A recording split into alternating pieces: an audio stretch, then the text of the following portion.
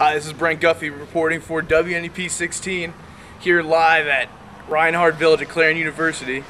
And I'm here to find out what people think about bias and irrelevant news. So what's your name? Nate. Alright, Nate, so I was wondering, why do you believe that people become obsessed with irrelevant news? Because our government brainwashed us. That's a good one. How does bias in the news affect how the story is presented to you? Blinds us from what's really happening in the world. What do you think we're being blinded from? Truth.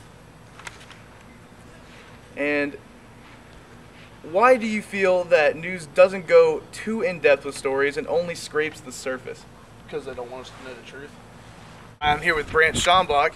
Now Brant, why do you believe people become obsessed with irrelevant news? I feel like different newscasts have their own opinions on what's going on in the world, so they cover what they feel relevant, even though most people don't find it interesting or necessary.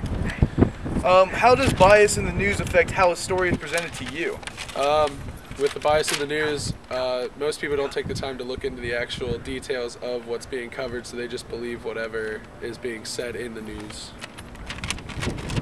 And why do you feel that news shies away from stories that actually matter? Because most are very biased, as you said before, so whatever they feel they think should go, so they're going to cover how they feel rather than what's actually the truth. Alright, I'm out here with Colin Hensel. Now Colin, how does news affect you on a daily basis? Well, I mean, I get the weather every day, and that's really nice. Does it affect your mood at all? Well, if it's sunny, I'm happy, and if it's raining, I'm sad. Okay. Do you feel that news shies away from stories that actually matter?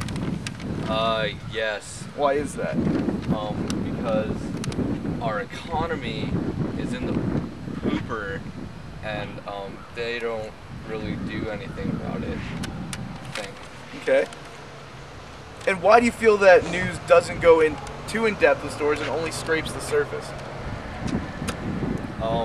Mostly because they don't want us to know what's actually happening in our world, because then we wouldn't be in our secure little bubble that we're in anymore. Alright, those are those people's responses about why news is somewhat irrelevant and how it affects them and the bias in the media. This is Brent Guffey reporting for WNEP 16. Have a good day.